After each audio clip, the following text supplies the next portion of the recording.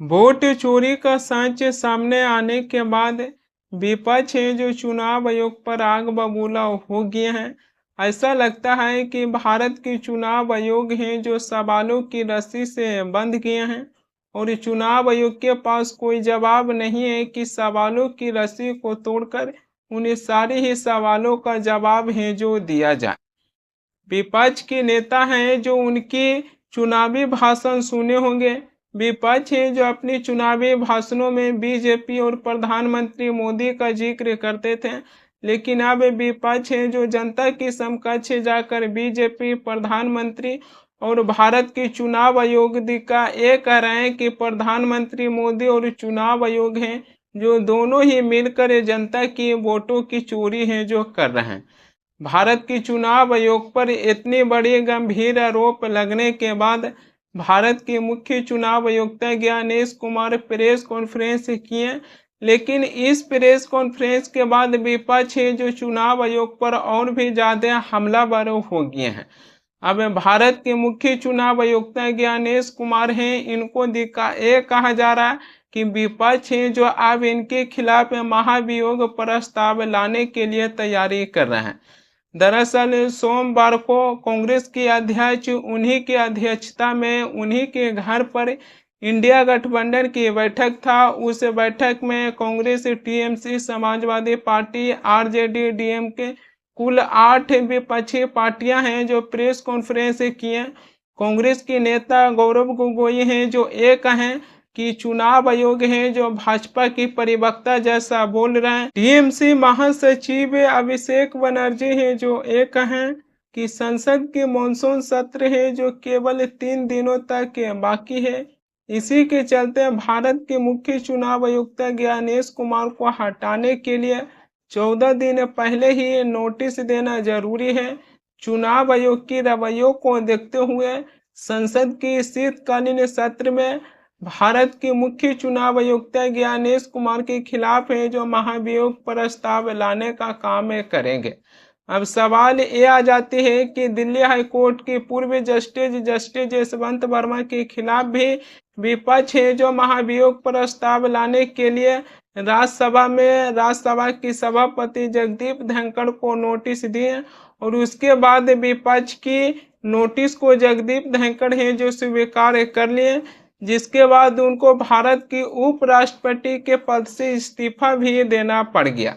ये भी है जो खबर निकल के आया था, मगर जगदीप धनखड़ है जो भारत के उपराष्ट्रपति के पद से इस्तीफा देने के बाद उन्होंने स्वास्थ्य के हवाला दिए कि हमारी स्वास्थ्य ठीक न रहने के कारण हमने भारत के उपराष्ट्रपति के पद से इस्तीफा दे दिया।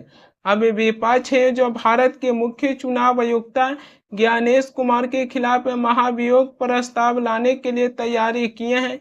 क्या विपक्ष इसमें सक्षम हो पाएंगे?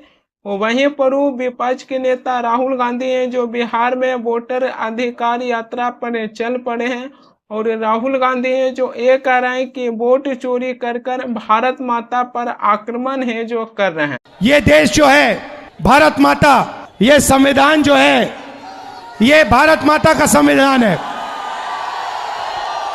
ये भारत माता का संविधान है। इसको अंबेडकर जी ने, गांधी जी ने, नेहरू जी ने, पटेल जी ने लिखा है, बनवाया है, मगर इसमें 3000 साल पुरानी आवाज है, हिंदुस्तान की आत्मा की आवाज है। और जब ये लोग वोट चोरी करते हैं तो ये इस आत्मा पर आक्रमण करते हैं, ये इस संविधान पर आक्रमण करते हैं। ये भारत माता पर आक्रमण कर रहे हैं और हम भारत माता पे ना नरेंद्र मोदी को ना इलेक्शन कमीशन को आक्रमण करने देंगे। इस संविधान को कोई नहीं मिटा सकता, इस संविधान को कोई नहीं छू सकता। और इलेक्शन कमिश्नर, आप अच्छी तरह समझ लो, अगर आपने अपना काम नहीं किया तो आप पर सख्त कार्रवाई होने जा रही है। राहुल गांधी के भाषण सुने होंगे। राहुल गांधी जो अपने हर एक भाषणों में ज्यादातर संविधान ही दिखाते हैं। इसी संविधान को लेकर बीजेपी के नेता ये भी कहते हैं कि राहुल गांधी है जो लोकसभा चुनाव के टाइम पर जनता को संविधान दिखाते दिखाते बीजेपी पार्टी है जो बहुमत से दूर रह गए। लेकिन संविधान को लेकर भी जिक्र होना चाहिए। क्या जनता को संविधान इसलिए दिखाया जा रहा है कि भारत के संविधान पर हमला किया जा रहा है, या फिर इसी संविधान के पीछे है जो राजनीतिक भी किया जा रहा है? लोकसभा चुनाव के टाइम पर बीजेपी के नेता हैं जो कहें कि अगर हमारी 400 सीटें आ जाएगी तो हम भारत की संविधान है जो बदल देंगे। लोकसभा चुनाव के टाइम पर राहुल गांधी हैं जो संविधान के मुद्दा उठाए और उसके बाद बीजेपी पार्टी है जो बहुमत से दूर रह गए। तो संविधान के मुद्दा है जो उस टाइम पर चला, लेकिन अब उसी संविधान को लेकर राहुल गांधी है जो अपने हर एक चुनाव में ही जनता को संविधान है जो दिखाने का काम कर रहे हैं। इसके पीछे लोग ये भी समझ रहे हैं कि न केवल संविधान पर हमला किया जा रहा, बल्कि संविधान को दिखाकर इस पर राजनीतिक भी किया जा रहा। और बीजेपी पार्टी के कई ऐसे नेता हैं जो इसी संविधान को लेकर राहुल गांधी की आलोचना है जो कर चुके हैं।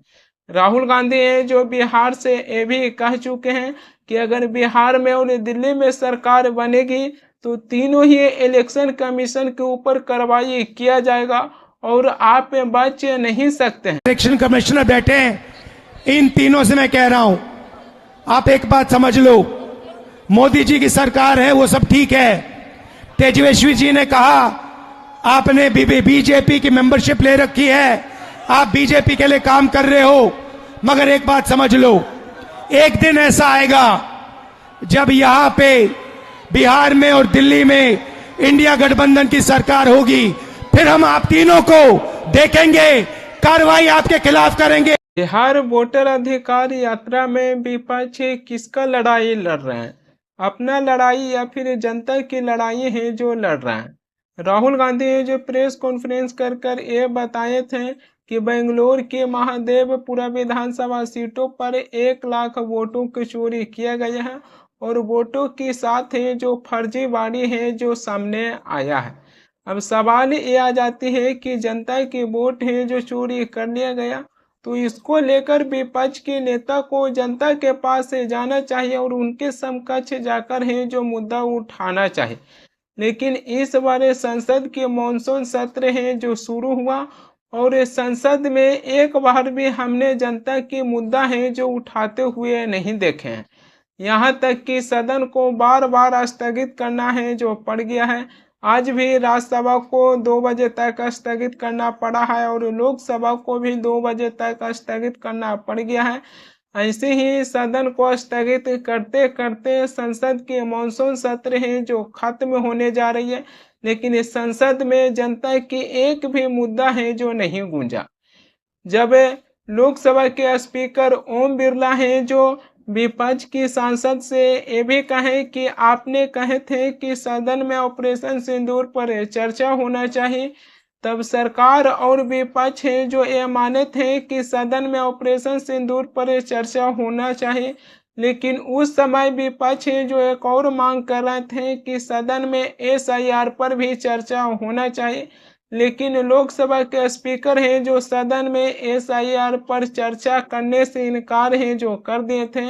विपक्ष की बात मानकर चलिएगा तब विपक्ष का कहना है कि लोकसभा स्पीकर ओम बिरला की झुकाव भी कहीं न कहीं सरकार की ओर रहता है।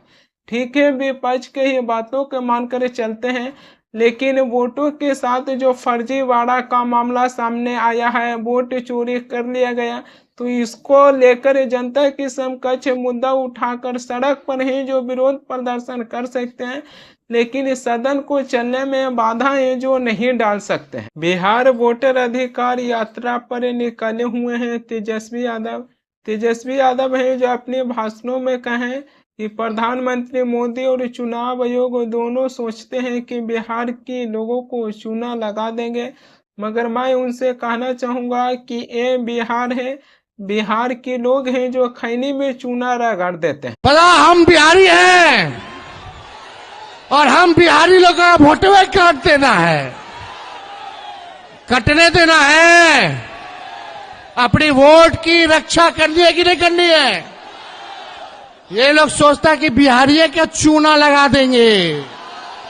अरे इनको पता नहीं, बिहारी लोग जो है खैनिये में चूना रगड़ देता है। राहुल गांधी और तेजस्वी यादव ये दोनों ही बिहार में वोटर अधिकार यात्रा पर निकले हुए हैं, लेकिन इसको लेकर ये भी कहा जा रहा है कि चाहे तेजस्वी यादव हो चाहे राहुल गांधी हो, ये लोग हैं जो वोट चोरी होने के डर से चुनाव आयोग पर पकड़ बनाए हुए हैं, मगर बिहार की जनता पर पकड़ बनाए हुए नहीं है।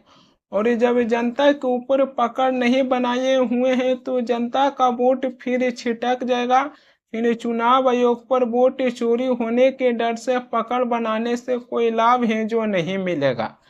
राहुल गांधी है जो चुनाव आयोग पर वोट चोरी का आरोप लगाए, लेकिन राहुल गांधी है जो एक चीज को लेकर और जिक्र किए, राजस्थान, छत्तीसगढ़, मध्य प्रदेश, महाराष्ट्र और हरियाणा, ये पांचों राज्य में जो विधानसभा चुनाव हुआ है उसको लेकर राहुल गांधी ये जो ये कह रहे हैं कि इन पांचों ही राज्य विधानसभा चुनाव पर कांग्रेस पार्टी है जो चुनाव जीतने के लिए माहौल बनाए हुए थे, लेकिन जब चुनावी नतीजा आया तो वो बीजेपी के पक्ष में चल गया।